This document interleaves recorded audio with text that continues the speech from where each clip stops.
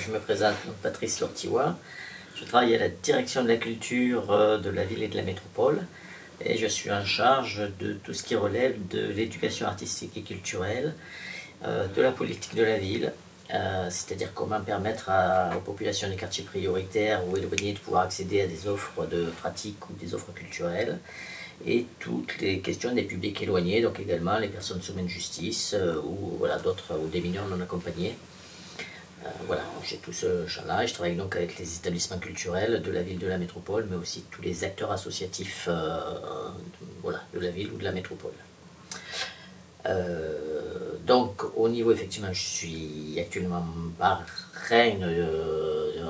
d'une personne accompagnée dans le cadre de la mission locale. La première que j'ai suivie, donc on va dire que c'est assez récent, il doit y avoir à peu près 2 ans, qui est une personne qui effectivement recherchait avec des problématiques pour arriver à, comme beaucoup, à se faire entendre, à trouver le bon chemin pour, par rapport un petit peu à ses idées de projets professionnels. Donc je l'ai mis en relation avec le réseau, et cela effectivement c'est l'intérêt d'avoir un parrain qui est dans une thématique qui concerne les attentes des filleuls. Donc moi je lui ai fait bénéficier de mon réseau de connaissances, notamment de tous les établissements culturels de la ville et de la métropole. Effectivement elle a été prise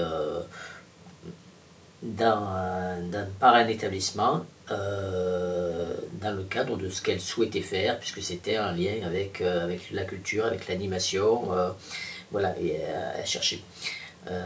Dans un premier temps, je l'orientais vers une formation, une formation d'animation culturelle, un brevet professionnel effectivement qui avait lieu sur Montpellier, et donc oui c'est ça, le début c'était ça, et donc elle a suivi cette formation en alternance.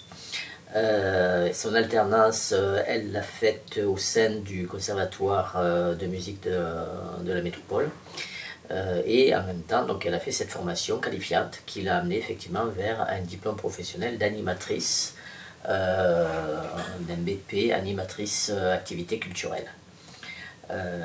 Donc c'était une réussite déjà sur le fait d'aller vers cette qualification-là, puisque c'était l'animation qui l'intéressait, et puis vers cette alternance qui a, en bout de compte, en fait, abouti à une continuité auprès du conservatoire de la métropole, sur lequel elle a été adossée à un dispositif qui s'appelle Demos, qui est un dispositif qui permet aux jeunes des quartiers prioritaires d'accéder à de la pratique musicale. Donc à qui on va prêter un instrument pendant 3 ans, et pendant 3 ans, ces jeunes-là vont pouvoir être accompagnés par le conservatoire même s'ils ont un niveau 0 au début, vers la pratique instrumentale.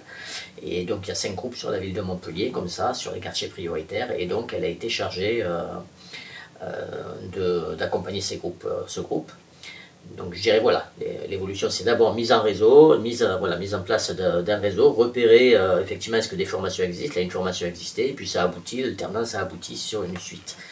Voilà, et donc aujourd'hui je crois qu'elle continue encore à travailler là-dessus à mi-temps, et elle a un mi-temps sur lequel elle est en recherche, voilà, elle est en recherche. Et dans ma posture de parrain, moi c'est de suivre ça, hein. Donc régulièrement je prends de ses nouvelles, je vois où en est son projet professionnel, et puis si moi j'ai des pistes, notamment de création ou d'ouverture de poste sur des champs qui peuvent l'intéresser, effectivement, voilà, de pouvoir lui communiquer, voilà, pour moi c'est ça le rôle d'un parrain, c'est aussi suivre derrière, tant que la personne n'a pas atteint, la stabilité du projet professionnel qu'elle a envisagé, c'est de pouvoir essayer d'aller vers, voilà. Je connais la mission locale depuis longtemps, parce que j'ai toujours travaillé, voilà, moi je suis sur le champ des politiques jeunesse, des politiques éducatives, donc de fait aussi des politiques d'insertion, quand je travaille sur la politique de la ville. Donc je connais la mission locale depuis très longtemps, donc voilà, c'est pas une sphère inconnue.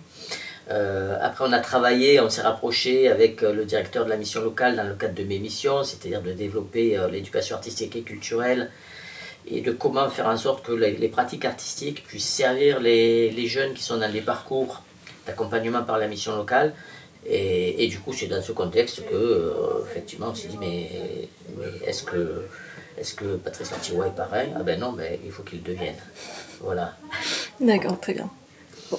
Merci beaucoup. Voilà.